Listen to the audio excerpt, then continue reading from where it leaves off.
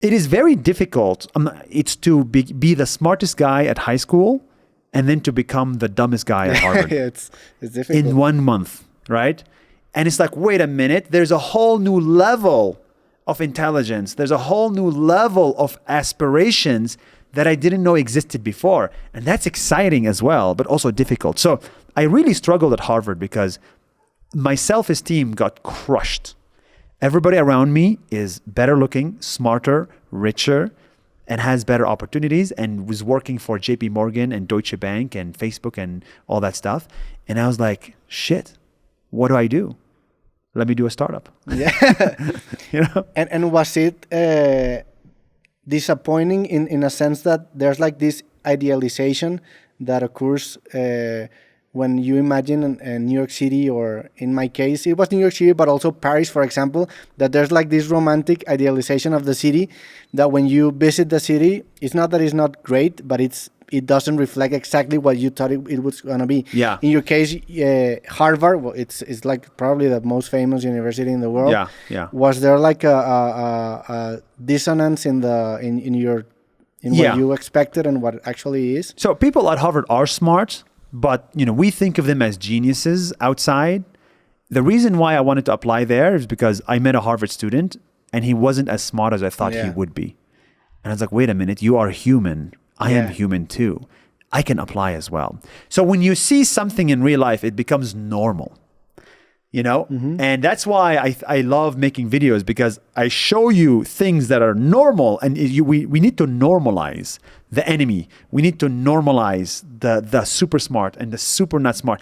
It's everybody's just human. Yeah. So Harvard students are smart and smarter than me, but they're not geniuses. Yeah, and that's empowering. Yeah, because you realize that this idealized version of a Harvard student shares the same, like goes to the bathroom, poops, and has like exactly. It's a human being, and that's empowering. Yeah. And now Nas Daily, we're like what we've built is one of the most successful things to come out of the Harvard class of 2014. And that's like the purest form of motivation, no? Yes. Thinking, this guy is really impressive, but I can do that. Like that's an empowering way of seeing life. I actually find a similar motivation in this podcast because I get to talk to people who I really admire, including you. Thank you. Speaking to people humanizes them, and that's really empowering. Yes. And I think why this format is really popular right now, because you get to talk to people for 1 hour, 2 hours, and there's no character that can last for 2 hours, and you end up talking with like the realest version of themselves, and it's empowering. Oh, that's indirectly it's empowering. There's no character that can last for 2 hours. You're right, actually. And I find that unless you're speaking to Tom Hanks or something. Yeah, unless you're speaking to a professional actor. Or like media-trained CEOs. Yeah, but improvising is hard. Like, maybe these methodic actors like James Franco or Jim Carrey who really sink in their character, maybe they could hold it up. But it's going to be a big challenge. Huh? Yeah, but that's an interesting idea, which is you become the average of the 5 people around you. Yeah. That's why community is the most important thing, right? When you surround yourself with like 5 successful people, you become the 6th successful person. If you surround yourself with 5 drug addicts, you become a drug addict. Yeah. It's as simple as that. We are social animals, and we become the people around us. Yeah. So because of that, I think everybody should be careful of who their friends are, who they let in their life, and who they hang out with. And they should join communities and follow social media pages that are aspirational. Yeah. Not entertaining or funny or comedic. Aspirational, only aspirational friends. That's it. Yeah.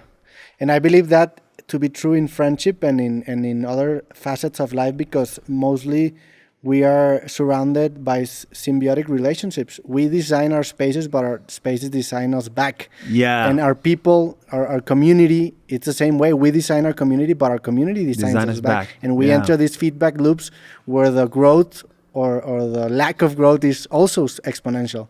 Wow. Because, that is very true. We talked about the length of the comments, which I found really interesting, but you also talked about the quality of the comments. Yes. How do you recognize or know which type of critique to take in consideration and which type to ignore?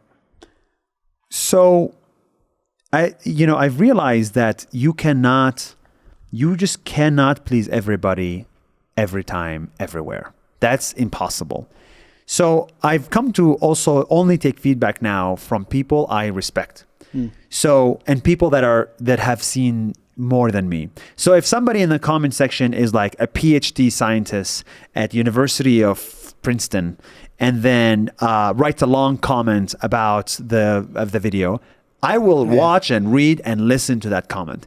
But if like a 13-year-old kid, somewhere in a village writes an intolerant comment saying that I don't like Muslims or I don't like Jews, then you probably want to ignore that person because their opinion actually does not matter. Not every opinion is equal. Every human is equal, but not every opinion is equal. And that every content creator must understand. Because we always say, oh, humans are equal, therefore opinions are equal. Not true. Some opinions do not deserve to actually be taken into consideration. Yeah. So you have this pool of opinion which you take into consideration, but then where does your intuition take part of? Like you take this feedback and then you make the final choice. That's how it works. Yes. And look, another thing I think for content creators and community builders is, if you are trying to please 100% of people, it's going to be impossible. So at this point in my life, I am very happy if I please 75%. Okay. 75% is what I aspire to please. How do you come up with that number? Because I think there's an answer to that. Because I think it's like, resistance is good. The more resistance you get, the more you know that you're saying something different. Yeah. Like imagine if I say, love everybody. 100% of people will agree. But imagine if I say, love everybody. I mean, if I say something like every human is equal, but not every opinion is equal. Yeah. Not everybody will agree with that because it's a new idea. New ideas always get resistance. Yeah. And that's good. Yeah, it's like creating a sane or a good level of dissonance in the public conversation. It's good to push. Yeah, because then you're saying something that it's really obvious. Yes. So I don't know, like 75% sounds good to me as well. What's your number? Yeah, I would say 70%, 75%. Oh, there we go. Yeah, so I agree with that. But yeah, I've never worded in that way. But I think, for example, in content creation and in ideas in general, you need to get away from indifference and from neutrality. In a way, saying something is negating another thing. Yes. So that's gonna generate some negative opinions, which are expected. Yes. And when you talk that your content or your videos are being consumed by millions of people, probably that 10-20% is gonna translate to millions of people. Millions of people. And it's fine. It's okay. And there's nothing unique about us. Yeah. Every politician in the world, the politicians that changed the world the most had 50% approval rating. Yeah. Right? So half of America hates Obama and the other half loves him. But he changed so much that I think for the better in the world. So, even if you get 50% approval, you're still doing pretty good. Yeah, it's a lot. Yeah.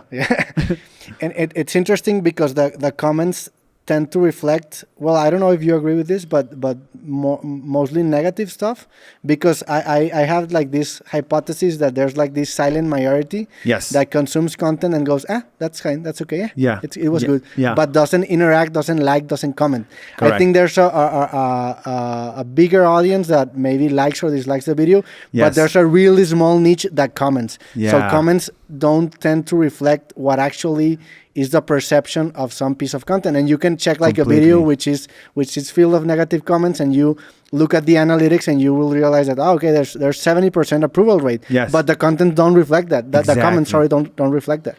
Exactly. And it's called the loud minority. Yeah. We have to be very careful of the loud minority because they can change things. Okay, here's something very interesting. If you look at America, almost many products are kosher. You know what kosher is? No. Kosher basically means it's fit to be eaten by religious Jewish people. Okay.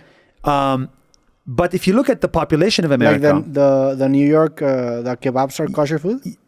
Like the New York, there's the halal, or how is it called? Like halal is for Muslims, yeah. kosher is for Jews. Okay, kosher for you. But the people in America that follow kosher food rules is 0.1%. Okay. But 50, 60, 70% of the food is kosher in America. Why is that? Because the 0.1% was very invested, very vocal in making sure that the food is kosher. Same with halal food, right? So this is actually a good thing. It means that you could be very few people, but you could affect change at a very large scale. Yeah. So the question is, we are 0.1% of the world for things that we believe in. If we are vocal enough about it, and if we care enough about it, we can change the world for 70% of people. And that's inspiring. That's not a bad thing. That's like a great thing. Yeah. We can change the world. Yeah, it's inspiring because you realize the potential of a viral piece of content, which is scripted and shared in the right way. Yes. But it's I think I've never thought of that, but it's also probably the premise of why Twitter works. Because Twitter doesn't represent the majority of people, but it's really vocal. And it has the potential of becoming world news. Yes. And it starts with a tweet. In a tweet. Yeah, and I'm always shocked. Yeah. Like a tweet with like 50 likes makes the news, and an Instagram video with 500,000 likes doesn't make the news. And that's all because of the vocal 0.1%. How can you be part of that 0.1%? That's the goal.